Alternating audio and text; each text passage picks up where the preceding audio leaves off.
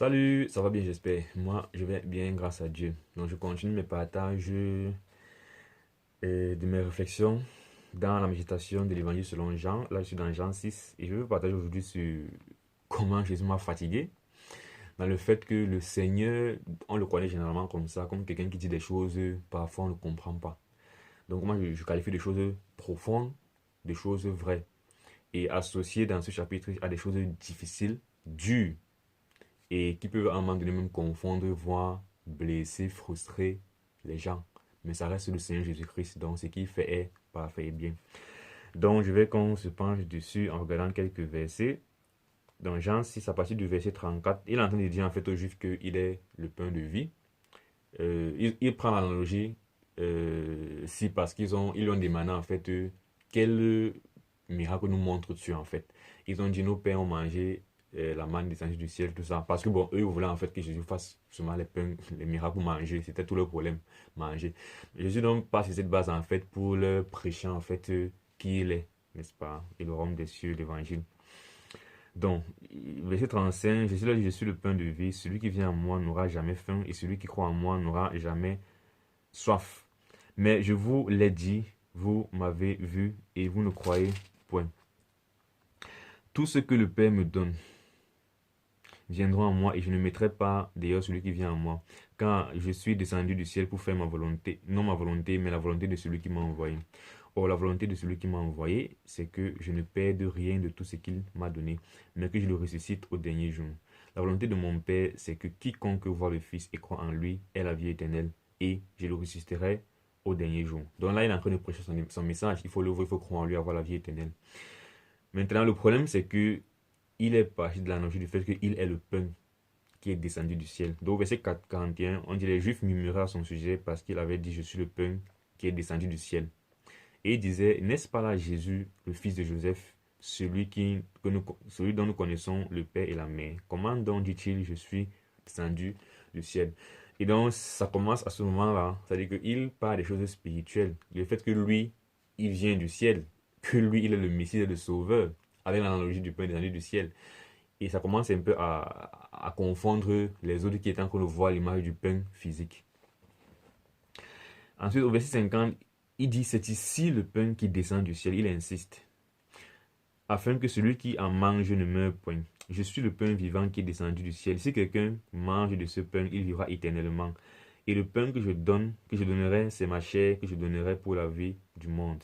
Donc ce qui me marque, c'est que Jésus ne va pas en fait diminuer son message, mais il va plutôt aller de plus en plus dans la complexité, si on veut dire, de son message. Ce qui va de plus en plus dépasser en fait les Juifs.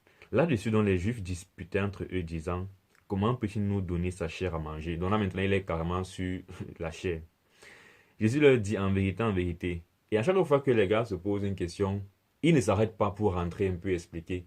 Il continue dans la profondeur de son message.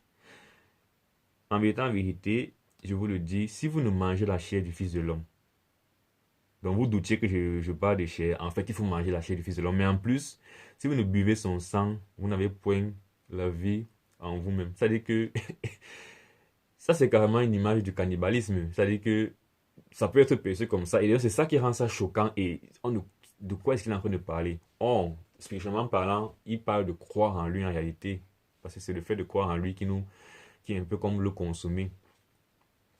Donc, celui qui mange ma chair et qui boit mon sang, la vie éternelle, et je ressusciterai au dernier jour. Donc, il est toujours dans son message de l'évangile, croire en lui pour être ressuscité. Et il a maintenant, c'est l'image de manger sa chair, boire son sang. Car ma chair est vraiment une nourriture et mon sang est vraiment un breuvage. Celui qui mange ma chair et qui boit mon sang demeure en moi et je demeure en lui. Et donc, qu'est-ce que ça doit faire pour lui? Donc, on dit plusieurs de ses disciples, verset 60, après avoir entendu dire, cette parole est dure, qui peut l'écouter? Jésus, sachant en lui-même que ses disciples murmuraient à ce sujet, leur dit, cela vous scandalise-t-il? Et bon, il sait que ça les scandalise. Depuis le départ, il savait que ça allait les scandaliser. Et il va encore aller plus loin. Il dit, et si vous voyez le Fils de l'homme monter où il est auparavant, d'autre côté, mais si vous me voyez maintenant commencer à voler par chose, vous allez donc faire comment? C'est l'esprit qui vivifie. La chair ne sait de rien. Les paroles que je vous ai dites sont esprit et vie. Mais il en est parmi vous quelques-uns qui ne croient point. Donc, il finit d'abord de leur donner son message qui est d'abord difficile à recevoir et à comprendre. Et il a dit, bon, entre-temps, il y a des faux convertis parmi vous. Et donc, c'est dur. C'est ça qu'il disait que ici, des choses profondes, mais aussi dur. Parce que de nos jours, par exemple, quand je suis à l'église, quand tu vas à l'église, qu'est-ce que les pasteurs prêchent? Nous, tous qui sommes enfants de Dieu, vraiment, même quand c'est clairement évident que les fidèles manifestent une vie qui n'est pas conforme aux voies de Dieu, et ils devraient en fait se poser les questions, s'inquiéter même.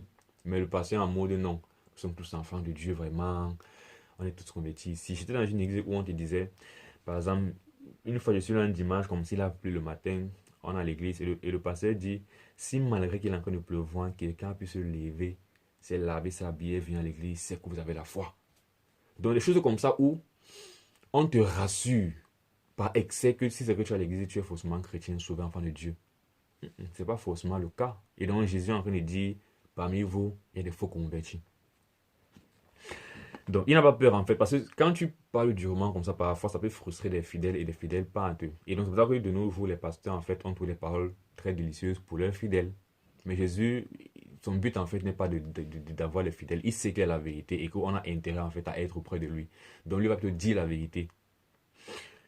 Et puis, verset 65, il ajoutant, c'est pourquoi je vous ai dit que nul ne peut venir à moi si cela ne lui a été donné par le Père. Verset 66. Dès ce moment, plusieurs de ses disciples se retiraient et ils n'allaient plus avec lui. Donc, conséquence, il a frustré, il a chassé, il a offensé d'autres personnes, ses disciples. Et un enseignement donc qu'on peut en tirer, c'est que en réalité, on ne doit pas en fait être offensé lorsqu'on entend la vérité. Comme de plus en plus les gens sont tellement susceptibles. Du moment où tu as compris que voici la vérité ici, tu ne dois pas en fait être offensé. Tu dois en fait t'accrocher, comme on le voit par la suite, parce que beaucoup de personnes sont parties, n'est-ce pas? Et certains sont restés. Et on s'attendra à ce que Jésus dise que bon, voici les vrais gars. Les gars, vous êtes restés, évoluons ensemble. J'ai quand même encore une assemblée de beaucoup de personnes. J'avais peur de perdre beaucoup de personnes. Au moins, vous êtes encore là. Il dit, Jésus dit donc aux 12, ceux qui sont restés, et vous, ne voulez-vous pas aussi vous en aller? Donc en gros, Jésus ne supplie pas en fait qu'on reste, les gens pour rester avec lui. Au contraire, Jésus veut s'assurer que ceux qui sont auprès de lui en fait ont vraiment compris. Ils sont vraiment là pour les bonnes raisons, quoi. Il ne veut pas en fait qu'on le suive à tort. Et c'est une grâce en fait lorsque en fait, il faut pas qu'on le prenne mal lorsque peut-être quelqu'un nous demande, es-tu chrétien? Es-tu vraiment chrétien? Tu es sûr que tu es sauvé? On n'a pas le prendre mal. On a pu le prendre comme une occasion de se remettre en question, d'être sûr que vraiment on a reçu Christ, on aime Christ et on veut être auprès de lui. Et une fois qu'on a fait cette introspection et qu'on a vu que vraiment on aime le Seigneur, ça va plus de problème. Mais si on ne fait pas cette introspection, on peut suivre, on peut être dans un milieu religieux, être avec des chrétiens dans une église pendant longtemps. À la fin du monde, Jésus nous dit, je ne vous ai jamais connu, vous qui me dites Seigneur, Seigneur. Donc, c'est important d'écouter des paroles comme ça là.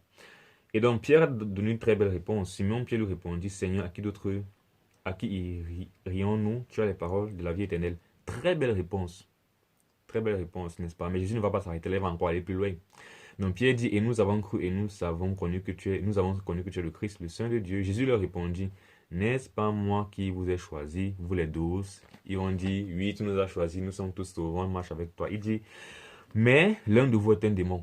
Donc Jésus est allé jusqu'au bout pour mettre ses disciples à l'épreuve. Parce que si c'est que nous sommes avec une église et le pasteur dit, je sais qu'il y a des démons parmi vous, ça doit produire en chacun de nous une autre introspection. Est-ce moi? Est-ce moi? Est-ce moi? Pour que vraiment, quand à la fin tu t'es engagé que je marche dans cette église, je suis avec Jésus-Christ, dans ton cœur il n'y a pas de doute. Tu t'es vraiment examiné comme Paul a dit encore et encore et tu sais que vraiment tu es avec le Seigneur.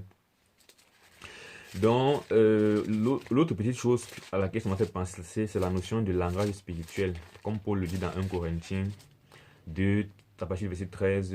Et nous, 12, or nous n'avons pas reçu l'esprit du monde, mais l'esprit qui vient de Dieu, afin que nous connaissions les choses que Dieu nous a données par sa grâce. Et nous en parlons, non avec les discours qu'enseigne la sagesse humaine, mais avec ce qu'enseigne l'esprit en parlant le langage spirituel pour les choses spirituelles. Donc, on doit, comme le Seigneur Jésus-Christ, en fait, parler des choses spirituelles avec un langage spirituel, avoir les expressions que la Bible a, parler des choses profondes, n'est-ce pas? Ne t'inquiète pas si celui à qui tu parles ne comprend pas sur le champ. C'est normal, tant qu'il est encore charnel. La Bible dit dans Romains 14 que mais l'homme animal, au verset 14, mais l'homme animal ne reçoit pas les choses de l'Esprit de Dieu car elles sont une folie pour lui et il ne peut les connaître parce que c'est spirituellement qu'on en juge. Disons-nous que tout notre but c'est de parler des choses spirituelles, de dire la vérité avec un langage spirituel pour parler des choses spirituelles. Et c'est Dieu en fait qui va toucher le cœur de l'autre. Mais si tu essaies plutôt de conformer ton langage au langage mondain, utiliser la sagesse humaine pour expliquer la réalité spirituelle, tu vas dire la vérité et tu ne vas faire de bien à personne. Donc, comme le Seigneur Jésus-Christ et comme Paul l'a enseigné, ayant un langage spirituel et voilà, et pour revenir sur la notion de frustration et tout, ne soyons pas susceptibles, ou du moins gérons nos sensibilités à part, mais faisons la part des choses. Si on a reconnu que voici la vérité ici, prenons-la comme ça, même si elle semble offensante, mais prenons-la comme ça. Sur ce, dans une prochaine vidéo, que Dieu te bénisse. Ciao.